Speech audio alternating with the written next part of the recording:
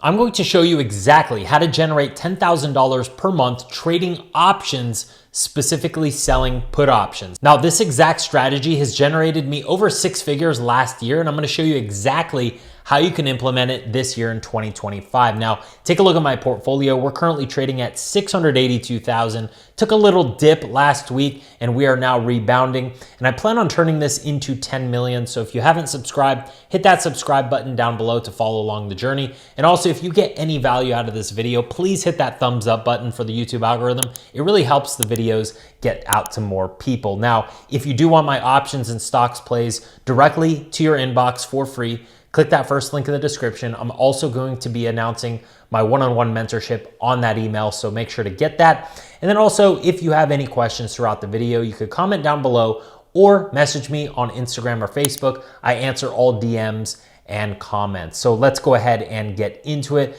Remember, this is not financial advice. This is just me sharing exactly how I've built wealth utilizing options, okay? So I'm gonna show you how to safely make $10,000 per month trading options, specifically selling put options, which I believe is the safer strategy. If you're buying options, the odds are not in your favor. That's why I am specifically an options seller. So my strategy follows 3 simple principles. Now we're gonna get into number 1, which is something that needs to be talked about more here on YouTube. If you heard me talk about it before, I'm gonna talk about it again because this is something that you should be studying every time you are trading, which is the VIX levels, okay?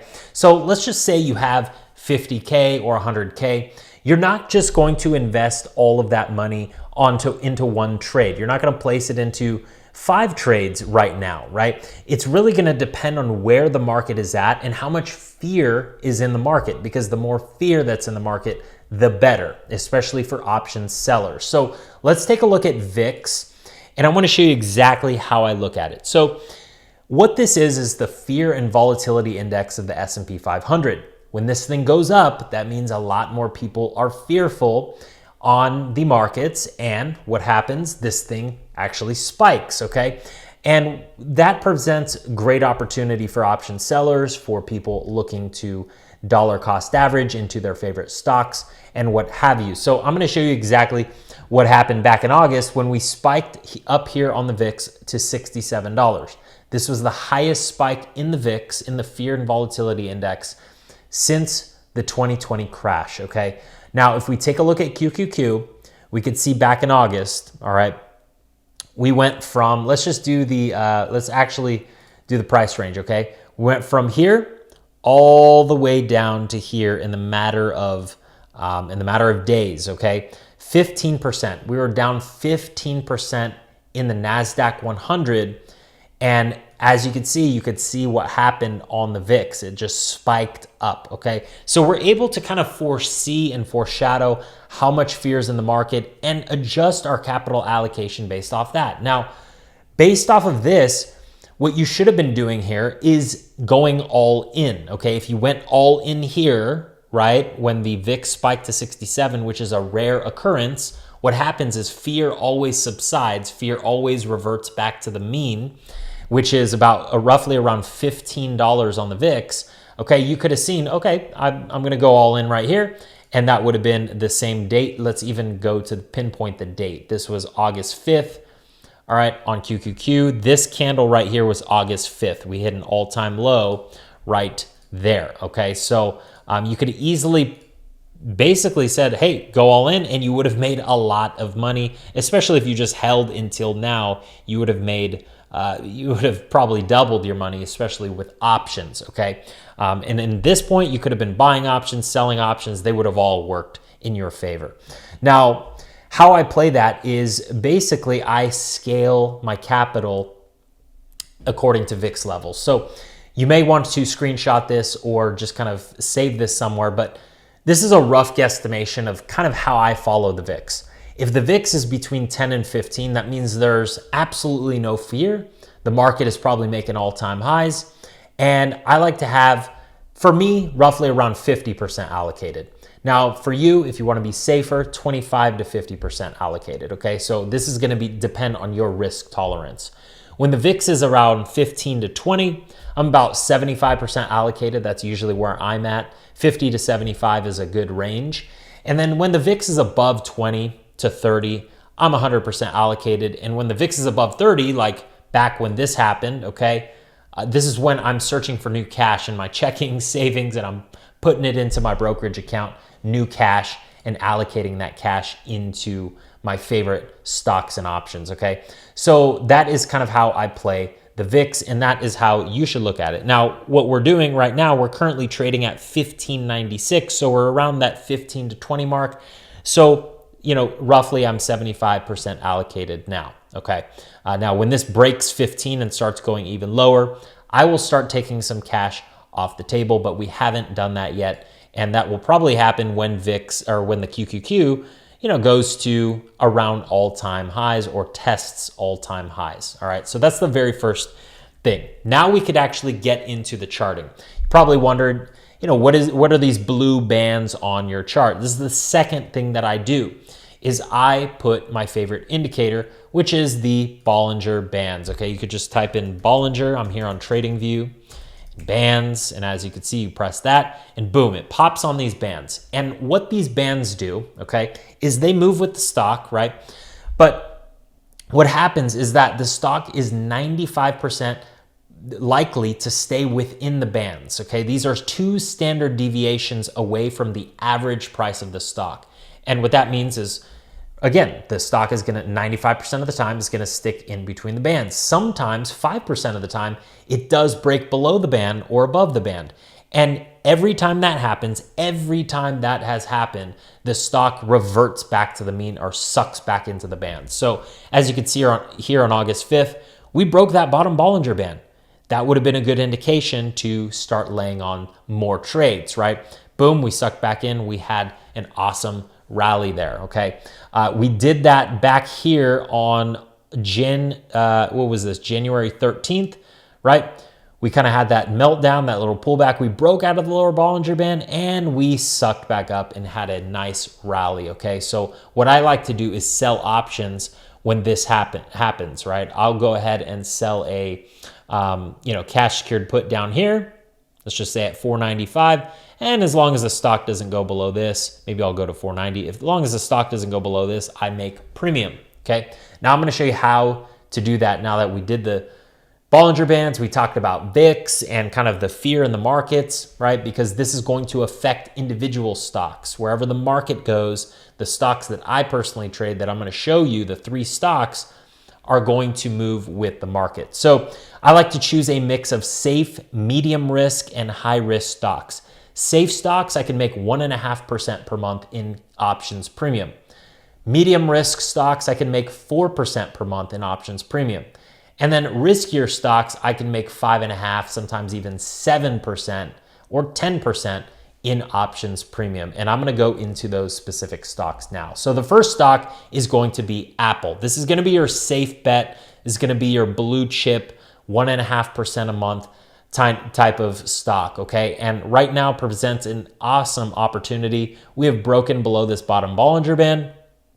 And what that means is we're more likely to have a bounce here. So what I would do is I would go ahead and sell a cash secured put. Now, what that means is basically, let's just look at this chart right here. If the stock's trading at 60, we're gonna sell a 50 strike price cash secured put. So as long as the stock doesn't go below 50, we collect a $500 premium, for example, okay? Now, if it does go below there, we will be forced to buy the stock. That's why it's called a cash secured put. So we'll have to buy 100 shares. Let's just say the stock went down to 45, right? We have to buy 100 shares at $50 and we just hold that stock, sell some covered calls against it until the stock goes back up. I'm not going to get into covered calls in this video, but cash secured puts, selling puts is the main bread and butter strategy. But when selling your first cash secured put, you always have to ask yourself, do I want to own this stock? And do I want to own this stock at this price that I'm selling, the strike price that I'm selling? If the answer is yes, great. You could do 25 to 35 delta and sell a 30 day to expiration put option. And I'll go ahead and show you how we're gonna do that on Apple. All right, so let's go into my account and we'll go to my Apple position, which I don't have any cash secured puts right now. I currently have 200 shares and 2 covered calls, but let's go ahead and go into the options chain. We're gonna go 33 days out. Better 30 days out, but 33 just for example purposes. And we'll go ahead and sell a 25 to 35 delta cash secured put. Since Apple has came down quite a bit, I'm fine going 37, but if you want to keep it safe, you can go 28 delta, which is the 220 strike, okay? Now, let's go ahead and tell you what the delta means. If the delta, 28 delta, means this has a 28% chance of going in the money, so the stock actually going below 220 and you getting assigned, all right? But it has a 72% chance that it won't be in the money and it will expire worthless, so you get to keep the whole premium and you don't have to buy 100 shares. So let's do the math. So 325 divided by 220, all right, it's about a 1.47% return. So again, Apple's gonna give us that close to 1.5% return selling cash secured puts. Now, what if we don't have enough cash to buy the stock? What happens then? Well, what I would do is I would actually sell a bull put spread on the stock, okay? So we're basically selling a put and then we're buying a put to define our risk, because let's just say the stock starts going down below your put price that you sold, right? The put that you purchased, that you bought, is going to be making money to cover that loss that you're taking on the sell put, okay? So how we do it is it's a defined risk trade, 5 points wide. You're risking $500. And I like to close out early, 25 to 50% max profit, especially on these bull put spreads if you're trading a smaller account, like less than 20K, okay? So we're gonna log into one of my other accounts. As you can see right here, we're gonna go to Apple. We're gonna go 33 days out. And what I'm gonna do is sell a short put vertical spread. I'm just gonna press go and it's gonna populate it for me, okay? So we can go to, actually this options chain has given me a little bit of problem. So we're gonna go to the 26 day out and let's try that again. Okay, perfect. All right, so what we're gonna do here is we'll sell the 225, 220 vertical spread. We're risking $348 to make 152. 75% probability of 50% of profit and 65% probability of profit. So if we want to increase our probabilities, we'll go down a little further. Here's the better. This one's better, okay? 394, risking 394 to make 106, okay? And your probability of profit is 73%, and probability of 50% of profit is 82%, as you can see right here. So that's what I would do. I would sell the 220, 215 vertical spread, put spread on Apple, okay? So that's Apple. Let's go ahead and talk about the next stock, which is NVIDIA, okay? This is one of my favorite stocks, a little bit more medium risk, okay? A little bit more volatile, but I've made a lot of money on NVIDIA, and I do believe we are going way higher as of now, okay? So what I would do is I would log into the account. As you can see, I currently have a huge position on NVIDIA, over 6 figures. And I'd go here, options chain, 33 days out. And I would sell the, let's just go to the 35 delta, which is the 133 put. Let's do the math on that. So you're gonna collect $400 or $4 times 100 because you're controlling 100 shares, right? 400 divided by 133 is the strike. That's about a 3% return. So not quite 4% right now, but 3% is pretty good. If you wanted a 4%, you'd probably go down to the 40 delta, which let's do the math on that. 480 divided by 135, at a 3.5% return. So right now, NVIDIA is paying out about 3 to 3.5%. Sometimes it's higher when the stock is more volatile. It hasn't been as volatile lately, but that's usually what happens, okay? So that is what I would do there. Again, if you wanted to do a bull put spread, I would just go a little further down, maybe sell the 130 and, you know, buy the 125. Yeah, you'd sell the 130, buy the 125, and you'd have a nice spread there, okay?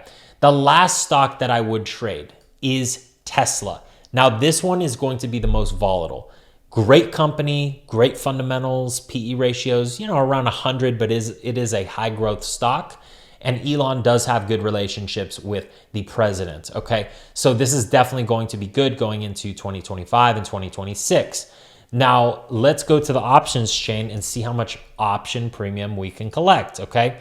Obviously, it's going to depend on how much capital you have if you want to make that $10,000 a month, but it's going to be way less with Tesla. So let's go ahead and go to the 35 Delta. We're going to collect $2,400.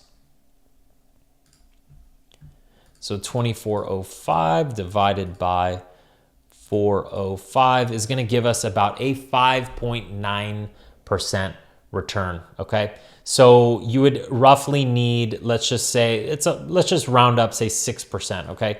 So on, I don't know, 185,000 times 0.6 or 0.06 rather, 0.06 equals about 11,100 a month. So that's going to get you to your 10,000 per month goal with Tesla. So if you enjoyed this video, hit that thumbs up. If you want to learn about the covered calls that I talked about, generating income on your shares, click this video. This is going to be the wheel strategy video. This is what I do in all my stocks in my portfolio. Click that and I'll see you there. Take care.